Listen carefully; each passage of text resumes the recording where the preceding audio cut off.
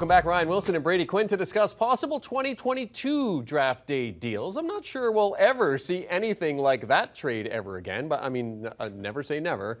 Ryan, take us through some of the teams that you think could move up the board. You have the Saints on this list to start.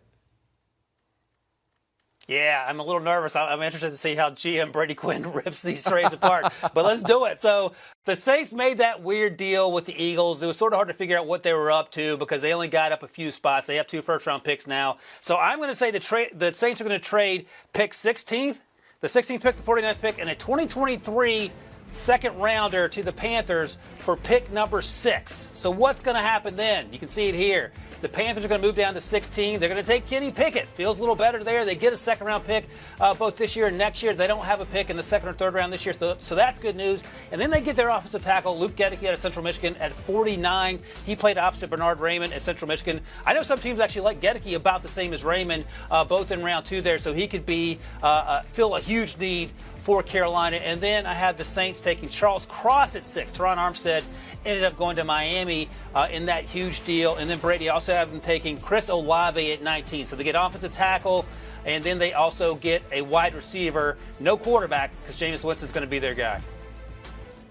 I mean, it's an interesting trade scenario. We see how seldom these things have happened. We've only seen, I think, in the new millennium, 3 times where this has taken place. As far as a trade up like this to take a player who's not a quarterback. Most recently, Jalen Waddle. A few years before that, Marcus Davenport, the edge rusher for the New Orleans Saints. And then before that, wide receiver Julio Jones with the Atlanta Falcons, giving up a boatload to get him. So pretty rare you've got the Saints and trying to make sense of all this, moving up to take an offensive tackle. I thought maybe they fell in love with Malik Willis or Kenny Pickett and all this, but no, you've got them taking a tackle, and it definitely is a big-time need.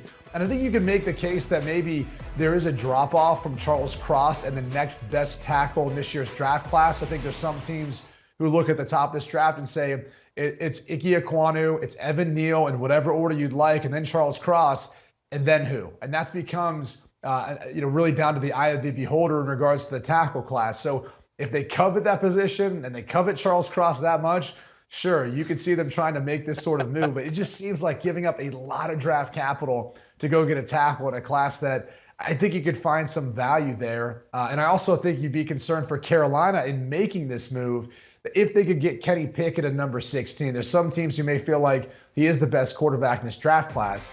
If you're Carolina, can you afford to move out of that spot and still get him there at 16? It's a big risk to take right now. Well, and I mean, to be fair, I mean, on the board that we had about notable draft day deals, the Saints had 2 of the 4 deals on that board. So I guess the Saints, maybe not too much of a reach there, Ryan, in terms of that. All right, Aaron Rodgers, I mean, he's been complaining about not getting any wide receiver help for some time. In this offseason, he lost his top target. So the Packers have to be chasing a wide receiver in this draft. You've got a deal that sets up this kind of thing for them, Ryan. Yeah, you'd think they'd draft a wide receiver. 2 years ago, in the deepest wide receiver class in human history, they took exactly 0 wide receivers and signed 0 as undrafted free agents. So what happens this year? They have pick 22 and 28. They get to keep pick 22, but I have them trading pick 28, 59, and a 2023 third rounder to Houston for pick 13. Houston remains in that number 3 spot as well. So what happens there? The Packers move up to 13, and they get Jameson Williams. Tore his ACL in January. He's making progress. Probably will be ready to play in November, but you have him long term. So you have him for the rest of this season where perhaps maybe he's 85%, and then you have him going forward. So if you're Aaron Rodgers, you finally have something to be happy about on draft day. You're not pouring yourself a stiff drink when they trade up for Jordan Love. You're getting a wide receiver. First time they will draft a wide receiver in the first round since 2002. So what else happens there? The Packers get George Karlaftis with that other first rounder, so they get some edge rush help. And the Texans get Bernard Raymond at 28 to help there along the offensive line. They get Ken Walker III with that second round pick they get from Green Bay. And then at the top of the draft, I have Travon Walker still going number 3 overall to the Texans, Brady.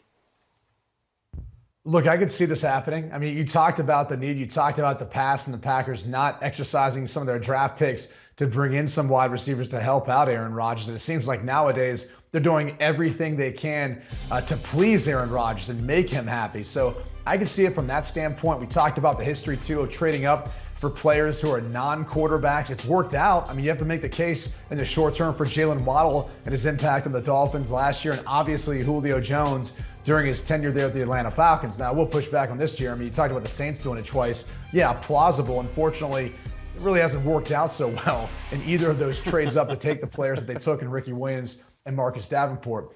Here's my concern with this idea of taking Jameson Williams here.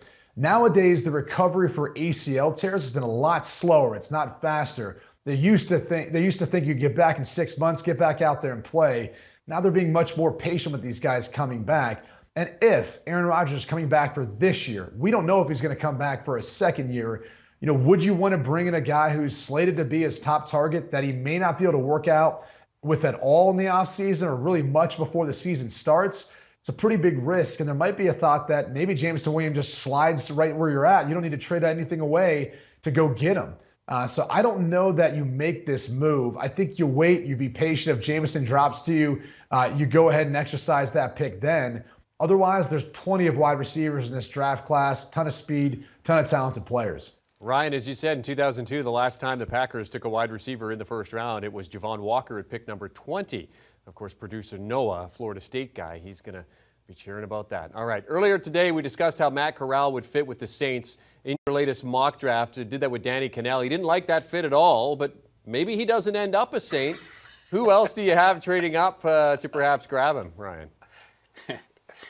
Hey, just so we're clear, Jeremy, I'm in a very fragile state at this point in the draft process. For you to be telling me about all the people that hate my picks, tone it down a little bit. How about that? I'll get you later, DK. So here's the thing, and Brady mentioned these two previous trades that we talked about didn't have a quarterback involved. This one has a quarterback involved, and it's based a little bit in history. So the Steelers picked 20, haven't taken Jordan Davis. That's fine. But here now, having traded up to pick 32, fifth-year option conversation, they swap places with the Lions. The Lions get picked 52, number 138, and then a 2023 second rounder and a fifth rounder from Pittsburgh. The Steelers come up and get Matt Corral. And this trade scenario, based on the value, is very closely based on what the Ravens did to move up to 32 a few years ago to get to Lamar Jackson. It doesn't feel like a lot, but that's what the Ravens did. They got Lamar Jackson, worked out for them. The Steelers move up for Matt Corral. Fingers crossed, they can only hope he's 75% of Lamar Jackson by the time it's all said and done. I love this trade scenario. This is quite possibly the best one, makes the most sense for all parties involved. I mean, if you look at the bar on the lower ledge there, Detroit ends up getting Aiden Hutchinson with the number 2 overall pick. So you've got your dominant edge rusher. You don't have to worry about that anymore. Now you're working on building on your roster. So then you take a guy in Sky Moore who, might be one of the more dynamic playmakers in this draft class, and you can go find a guy who provides depth off of the edge and helps out special teams and Alex Wright out of UAB. But the pick for the Steelers makes all the sense in the world because, as Ryan pointed out, we see plenty of teams exercise this option to try to trade back in at number 32, where you can get Matt Corral under that 5-year deal and you get the 5th-year option on him. So there's a lot of value in that. It makes a lot of sense here. And if you look at the roster right now with the Pittsburgh Steelers and obviously the tragic events that have taken place recently with Dwayne Haskins, it's incredibly unfortunate, but they're even thinner in that quarterback room now. And so with the signing of Mitchell Trubisky and Mason Rudolph, Haskins was going to fit into that mix. You have to be thinking that the Steelers now have to seriously be considering, looking at a quarterback in this year's draft class, whether it's earlier when they have a selection to pick or looking at trading back up to take a guy like Matt Corral if he slides all the way to number 32.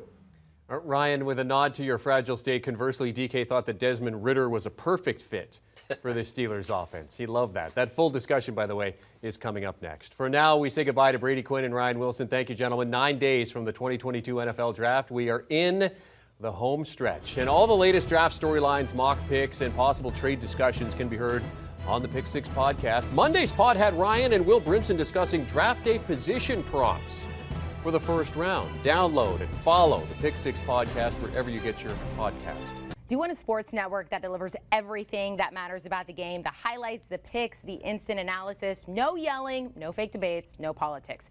Hit the subscribe button and never miss a moment.